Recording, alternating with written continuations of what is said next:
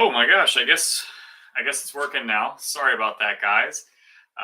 Might have heard me curse there as well. My laptop seemed to just die there. So sorry about that.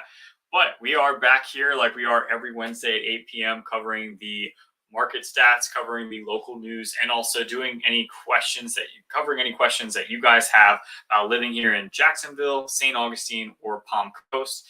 A lot of things are changing in our world. As we know, we've seen interest rates go up. The Fed just raised interest rates by 75 basis points. So now we are in a different world than we were in a day ago for some reason. Everything's changing constantly. So this is where you're going to stay up to date on everything going on here in the area in pertaining to real estate every Wednesday, 8 p.m. So thank you so much for being here. I like to start it off just by asking where you guys tuning in from. Let me know in the comments below. And what has you thinking about moving to our area? Maybe you're already living here in the area and you're thinking about maybe selling and getting out of here. Let me know what has you here watching my channel in the comments below. I really appreciate that.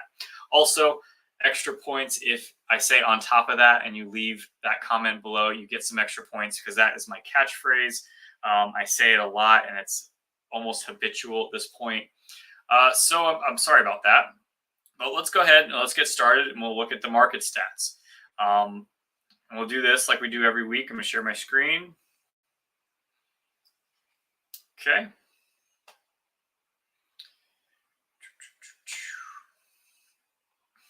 All right. So after the last 24 hours, we've gotten 167 new listings and we've had 139 close, 132 pending. Okay. And then back on market, 76. Okay, so that is a substantial amount. Let's take a look at the last week, just to have a better idea of those numbers, what that looks like.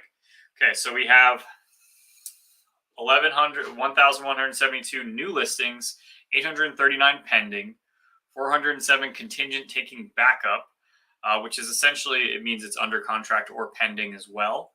And then closed 799. Okay, so 800 out of, let's say, 1,200 homes are closing. Okay, so that's definitely a change. We're definitely seeing a shift in the market with the rising interest rates, inflation, the overall outlook of everything, especially what the media is covering, is gloom and doom. Correct.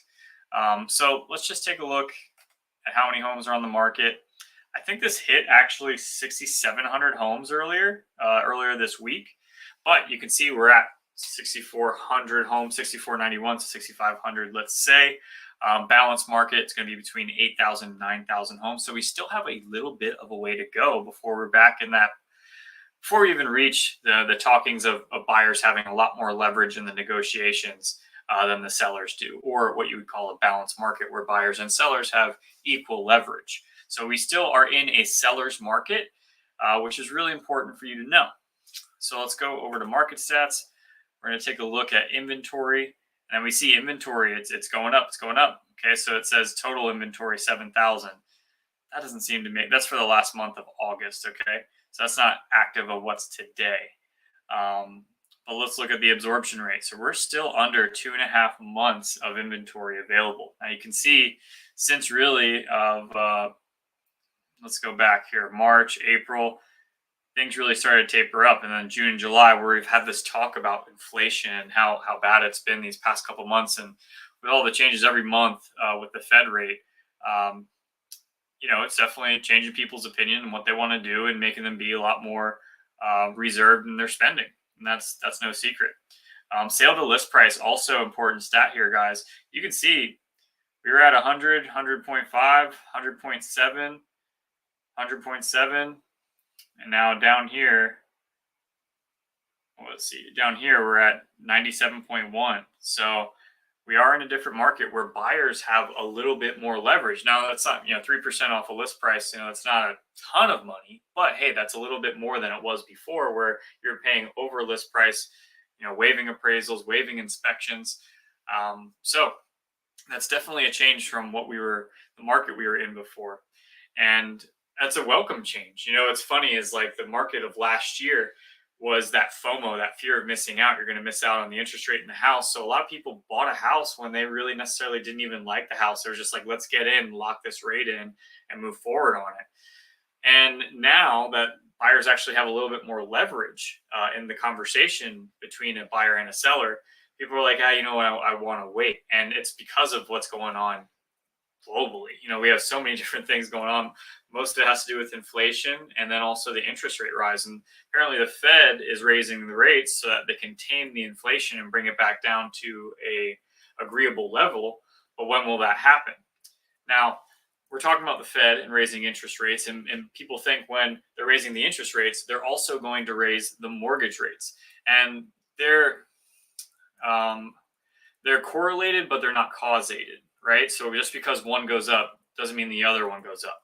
They are loosely correlated, but they're not exactly directly on par with each other.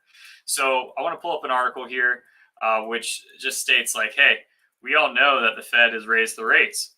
What is going to get more expensive? And of course, we all want to know what's going to get more. How can things get more expensive? What's going on? So let's take a look. So we're over here, and here we go. Wow. The Fed just made a jumbo interest rate hike of 0.75%. Here are 4 things that will be more expensive.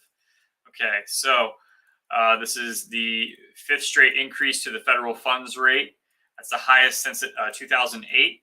Saying that credit cards, that's going to affect what you can get your annual percentage rate at. Auto financing, mortgages, other variable rate loans. Okay, so the one caveat they put on mortgages, which I think is important to note, is that the one silver lining is that today's widely anticipated rate increase might already be baked into the current mortgage rates. As I covered last week, mortgage rates just went above 6%, which was the first time that we've seen that for a long time. So is that rate already, is what's happening today already baked in? That is a good question, considering that the Fed has said that they're going to just keep raising interest rate and keep raising interest rates. They've talked about it. They said they're going to do it, and they've done it. So is that something that these bankers have already factored in? We'll find out here in the future. Now, as I covered last week, we saw that Fannie Mae thinks that interest rates are going to go down to 4.5%. So is that in correlation to what's going on today? I don't know. It doesn't seem to make a lot of sense to me if they keep raising interest rates and they plan to do that, and that's loosely correlated with mortgage interest rates. I think we'll see what happens. That'll definitely be something to keep my eye on. And if you're watching, I'll be covering it. So every Wednesday at 8 p.m., guys, if you have any questions about what's going on here, if you want to add in even your 2 cents of what you think is going on with this, the federal funds rate, the mortgage rates, and what's going to happen with our local housing market and also our national housing market, let me know in the comments below. I'd love to be able to hear what you guys think. All right, so let me see here. We're going to go to the next news story, which I will have a video coming out on this soon. But this one is just like, it's taking a lot more because I'm going a little bit more into detail about the taxes in St. Johns County. So let's take a look here. St. Johns County referendum 1 cent sales tax. So the county commissioners voted 4-1 to place a 1 cent sales tax increase on the general election ballot. So most of it's going to go to infrastructure, public safety enhancements, parks throughout the county. I'm actually kind of excited about this. We're missing some major parks. So we have no major parks in the area that people have access to aside from like the beach. So that is going to be a 10-year period of a 1% sales tax rate to 7.5%. Now, I think I covered it before, but in Duval County, they've already had a 7.5% tax rate, sales tax rate, and the same thing with Flagler County. They've had that same tax rate. So it is an increase, going to cost you a little bit more to buy and sell things here as they have it now. So, and that's one other thing. So let me take a look here. St. John's tax. Now, I was just reading this news story here, and I covered this a couple weeks ago. Let me share my screen for you.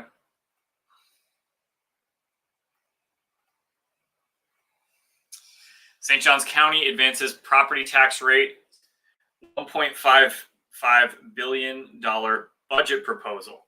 So they advanced new property tax rates and raising the millage rates in St. Johns County. Yesterday, they were actually supposed to have the neighborhood have their public hearing on it, and we haven't heard on what's happened there yet. I haven't been informed on anything. Now, one of the commissioners, Paul Waldron, voted against the budget and property tax. He said he'd like to lower the general fund millage rate or roll it back, not changing the budget at all, but rolling it back and covering it through reserves. So that increase in tax could bring about $40 million to the county, because of the increase of our property value in the past year. So 17.8% taxable value has increased this past year. So people are against raising taxes because you figure, well, if you have property taxes that are assessed off of taxable value and property values go up, then taxable values essentially go up, then the property taxes you're collecting are going to increase. Now, that's one of the major things. If you're buying a home today, your taxes are going to be significantly more than it would be if you bought a home 10 years ago, right? And that's just kind of how it works in terms of property value. Now, the one caveat to that is that if you had the homestead exemption, which is something here in Florida that the state gives out, you can qualify up to $50,000 off of your taxable value. So if your taxable value is $300,000, you can get it down to be taxed at $250,000. Taxable value and property value are two different things. Okay, so property value could be more, could be less. Taxable value probably is more than likely less, but could be more, right? So your taxable value is lowered, and then also on top of that, you have a 3% cap every year of how much your taxes can be raised. So if the property value in your area goes up 17%, therefore your taxable value goes up, let's say 17%, then the max that they can raise taxes on a year-over-year basis is going to be 3%.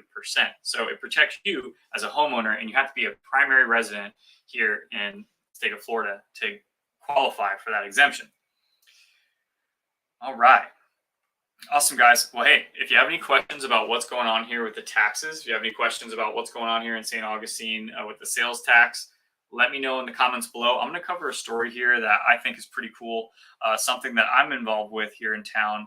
I really like the program, and I didn't know about the gentleman that works there. Well, he doesn't work there, but he volunteers there.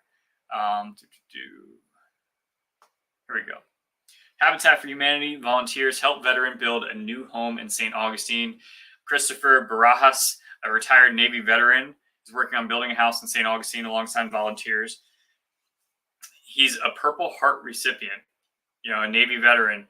And I actually worked with this guy when I went down there and volunteered, and we're actually going to be planning to volunteer as a group beginning of next month.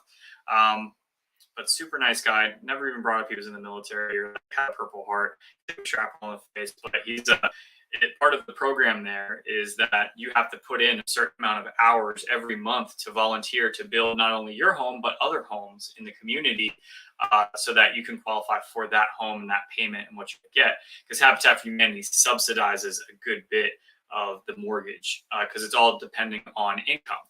So really cool. You get to build your own house, essentially. You build other people's houses, and they got a really cool program down there. They're running it really well. If you're looking to donate, if you're looking to get involved, that's a great place to go. So I just wanted to touch on that. But let me hop on to my next news story. Let's talk a little bit more about Jacksonville. Okay, so let's hop over to Jacksonville. And this, I think, is really important as you're looking not only in Jacksonville, but the northeastern Florida area how good is the airport? Is the airport somewhere that you can get in and out really easily? Do they offer a good bit of flights? Now, Jacksonville is not a huge airport like Orlando International, but it's ranked among top-rated airports in JD Power study for medium-sized airports. And I gotta say, every time I go into the Jacksonville airport, I'm also the worst with it. My wife goes nuts with me. I get there like 30 minutes before boarding, or even my plane taking off, and I just walk right in. That's typically how it goes for me. I don't know if I'm lucky or something like that, but my wife is like, let's get there 2-3 hours early, and I'm just not about doing that. I don't want to sit there forever and deal with the Wi-Fi and logging in, signing in. I'm not trying to do that. So Jacksonville International Airport, very easy to get in and out of. They're adding another concourse, another wing to Jacksonville International Airport, so it's going to add more options and probably grow with the growth of northeastern Florida and Jacksonville, St. Johns County altogether. So as this place gets more popular, I expect that to probably will go downhill, but who knows? As of right now, it's a great little airport. check, to fly in and out of. They also have economy parking right out there. It's really easy to get in and out of. And where Orlando is still very easy, in my opinion, you do have to take a tram sometimes back and forth between terminals. Parking, you have to take a trolley from the economy to the actual airport, so it can be a lot. Whereas Jacksonville's a lot easier. So I just wanted to point that out. But let's talk about another story that kind of has to do with the Jacksonville airport. And it's going to talk about jobs, right? And this is something that's really important in the area. People want to know what's going on. So JAA is negotiating with Scannell Properties to build a $26 million Boeing facility. Okay, so we already know that we have Northrop Grumman in St. Johns County. They own, I think, a manufacturing and warehouse over there in St. Johns County. But Scannell Properties is seeking to build a $26 million component repair, maintenance, and warehouse facility at Cecil Airport for the Boeing company. They would then lease the property from the Jacksonville Aviation Authority.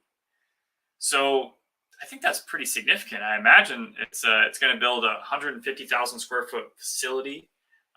So I imagine it's going to bring some jobs to the area, also a different type of jobs of manufacturing, which in Jacksonville they have a good bit of. So that would play right into everything, especially with the airport there. They have a large military presence in Jacksonville as well. So they have probably a great resource to have there. On top of Northrop Grumman being down here, I'm not sure if they collaborate at all, but I imagine that'll just keep on building. So guys, if you have any questions about anything, let me know in the comments below. Every Wednesday, 8 p.m., I'm here answering your guys' question, going over the relevant market stats, going over the relevant news, and also doing the Q&A. So every Wednesday at 8 p.m., guys, if you know someone looking to buy, sell, invest, tell a friend to tell a friend. They'll definitely learn something from this live stream. Okay, so let's go on to the next one here. This one's going to be a little bit more of a fluff piece, but I think it's also important because the lifestyle here in St. Augustine is one of the main reasons that people move here and live here and love living here. So top 5 things to do in St. Augustine, and I'm probably doing 2 of them, but I'll go over them either way. Yeah, the St. Augustine Songwriters Festival. So that's where every September is Locals Month for the month of September. So they have free music throughout everywhere. And you also get discounts for being a local, but they also have the St. Augustine Songwriters Festival, the Sing Out Loud Festival, where it's free music pretty much at a whole bunch of different venues. That's something to do this week. Pumpkin Festival and Handmade Market. So this is what I'm doing on Saturday with my wife. We're going to do some content. We're going to go check out the Pumpkin Festival.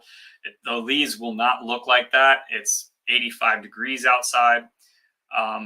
The Jerk and Curry Music Festival. This is the 5th one. And honestly, I really want to go to this. I just don't think I'll have time with everything else I want to do. I'm also supposed to go to an art show for one of my past clients. And then also the Fall Record Fair, which is on Sunday from 11 to 5 on Anastasia Island. So if you're looking for vinyl, you can get it there. And then also Earth, Wind, and Fire concert. That's coming September 27th. Which, obviously, do you remember?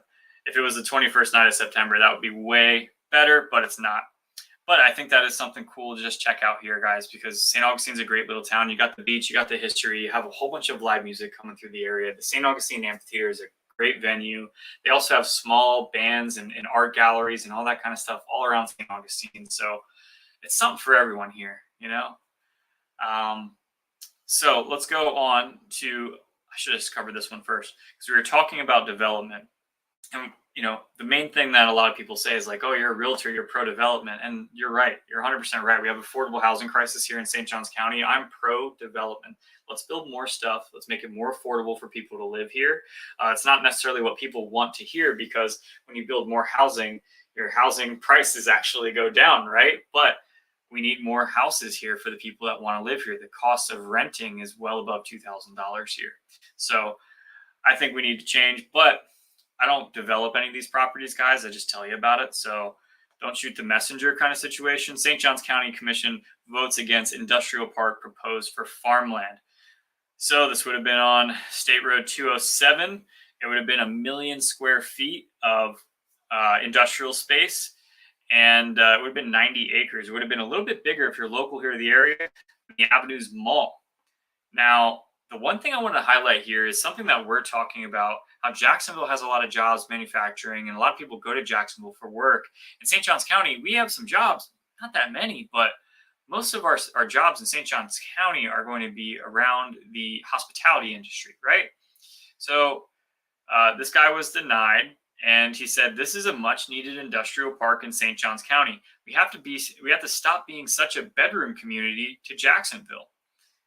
And I gotta say, I mean, that's a good way to put it. Where people go to sleep here, and then they go up to Jacksonville and they do their work, then come back down here. And I think with the changing times, like how remote work has really changed, how people want to live in different areas and not spend 45 minutes to an hour commuting to their job, where especially if you can work from home, you can roll over your bed and get on your laptop. I think that's definitely needed, especially out there. I mean, this is out in I think it was out in Elkton, which is definitely a rural farmland community. So the community came out and was like, no, we don't want this here. But you can't ignore like the jobs that would bring to the area and what that could do for St. Johns County and bringing some more jobs, some manufacturing jobs here. But like I said, I just deliver it. I'm giving you my opinion, guys. What do you think? Do you think it's too much development? Do you think the area for it is not right? Let me know in the comments below. As you know, I think they should do it, but I don't write the rules, that's how it happens. All right. Well, guys, it looks like we got through all our topics tonight. We don't have any questions, so I think I'm going to call it a night. I appreciate you guys being here. If you have any questions about living here in the area, about working here in the area, what's available to you, in terms of entertainment, recreation, leave me a comment on this video. Reach out to me directly, whatever that is. I'm here every Wednesday at 8 p.m. covering the market stats, the local news, and answering any questions that you guys have. I appreciate y'all being here tonight. Have a great night.